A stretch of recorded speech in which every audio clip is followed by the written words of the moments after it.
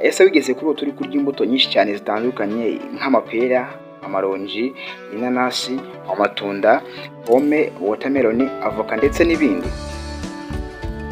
Ese wari uri wenyine cyangwa hari undi muntu mwari muri kumwe, cyangwa wabonaga hari abandi bantu muri kumwe murimo musangira? Niba igisubizo ari yego, ukwiye kumva iki kiganiro kugeza kigeze ku musozo kuko harimo ubutumwa bukureba.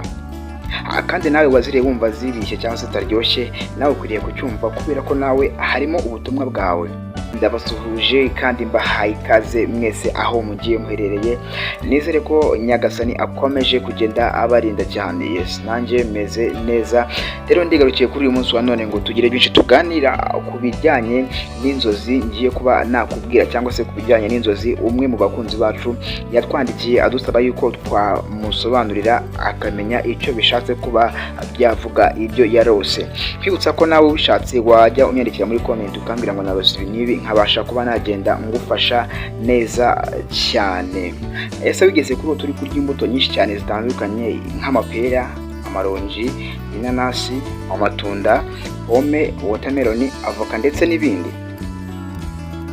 Ese wari uri wenyine cyangwa hari undi muntu mwari muri kumwe, cyangwa wabonaga hari abandi bantu muri kumwe murimo musangira? Aho muri uko kuzirya se wabonaga bigushishikaje wumva ziryoshye kandi ari nyinshi cyane? Niba igisubizo ari yego, ukwiye kumva iki kiganiro kugeza kigeze ku musozo kuko harimo ubutumwa bukureba.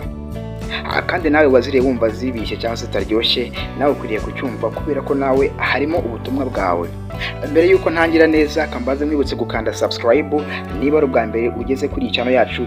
Ni byiza kandi ni by'agaciro gukanda subscribe, ukaba wanagenda ukora share, kandi niba uri mushyashya tubwire muri comment ngo nahageze. Kandi ni byiza kuhaguma, nta mpamvu yo kongera kugenda ujye uguma hano mu biganiro byacu.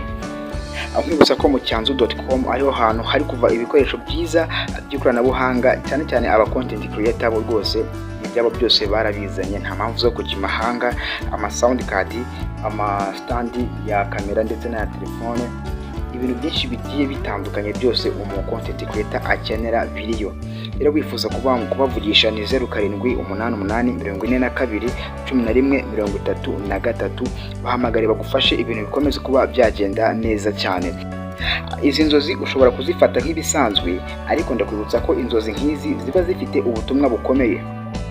Ngaho rero tega amatwi nkwereke icyo izi nzozi zivuze, ndetse n'icyo Imana ishobora kubishaka kukubwira binyuze muri zo, cyangwa se binyuze muri izi nzozi.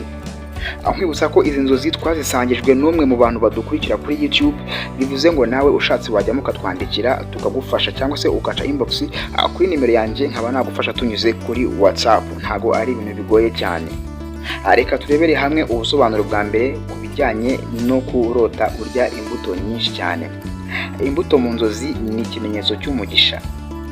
Iyo ubonye uri kuzirya ari nziza kandi ari nyinshi nanone zinatandukanye, bishatse kuvuga yuko hari ibintu byiza biri kukugeraho, cyangwa se bigiye kuba byakugeraho nk'imigisha, inyungu.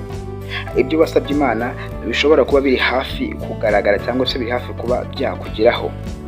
Ushobora kuba ugiye kubona igisubizo ku isengesho, ugiye kubona akazi, amafaranga, urukundo rw'ukuri, cyangwa se amahoro yo mu mutima.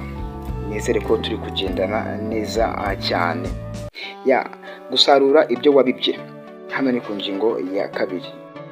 Mu buzima imbuto ntabwo zizana, ahubwo ziva ku giti cyatewe, cyabonye izuba, kikabona amazi, kikabungwabungwa.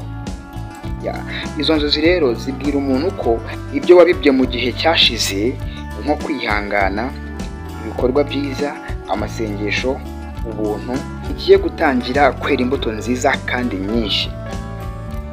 Gukenura ibyo uri kwakira mu buzima, ahangaha ni ku ngingo ya gatatu twigiriye, cyangwa se kumenya kuba watoranya ibizima ugomba kuba wakira. Ngo kurya imbuto nyinshi bishatse kuvuga yuko hari ibintu byinshi uri kwakira mu buzima bwawe. Ushobora kuba uri mu gihe cyiza, ariko nanone bisaba kwitonda, cyangwa se uba ugomba kugenda witonda, kuko si imbuto zose ziba nziza. Hari n'izishobora kuba zaba mbi, zishariye cyangwa se zidahiye.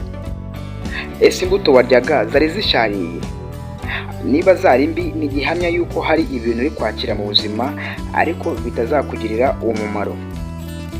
Biba bivuze kugendera kure inzira zishukana, urukundo rw'ibinyoma cyangwa se abaguca intege, abo bose ntubukwiriye kuba wagendana nabo cyangwa se wagendera hamwe nabo.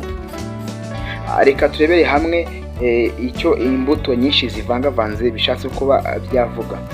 Ngo iyo imbuto ari nyinshi cyane zitandukanye, bivuze ko ubutumwa Imana ishaka kuguhereza bushobora kuba burenze bumwe cyangwa se bushobora kuba ari bwinshi cyane. Aha twavuga nk'umuburo, isezerano cyangwa se icyizere cy'ejo hazaza. Si ibintu byose uri gucamo uyu munsi bimeze kimwe. Hari aho umunezero, ahandi ari ah'intambara. Ariko izi nzozi zikwereka ko byose bizakugirira akamaro. Nk'amarira ndetse n'ibyishimo byose bifite impamvu cyangwa se biba bifite impamvu biri kugenda bikubaho. Reka turebe icyitonderwa cy'ingirakamaro. Ntugomba gufata izi nzozi nk'inkuru isanzwe. Zikwereka ko ugomba gukomeza gusenga, gushishoza no gukomeza kuba umuntu w'ubwenge.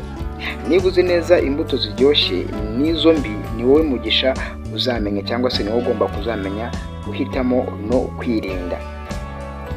Umwanzuro w'ikiganiro: niba warigeze kurota uri kurya imbuto nyinshi cyane kandi zivangavanze, wumve ko Imana ishobora kuba iri kukwereka ko ibihe byawe byiza biri gutegurwa, ariko nanone bitavuze ko utagomba kugira ubushishozi. Ugomba kureba ndetse no kumenya ibyo winjiza mu buzima bwawe. Yes, ni nahangaha nsoreje rero. Ndabashimiye cyane, mukomeze mukane subscribe murebe ibiganiro byacu. Ndabakunda kandi baza ku mutima. Hasta la vista.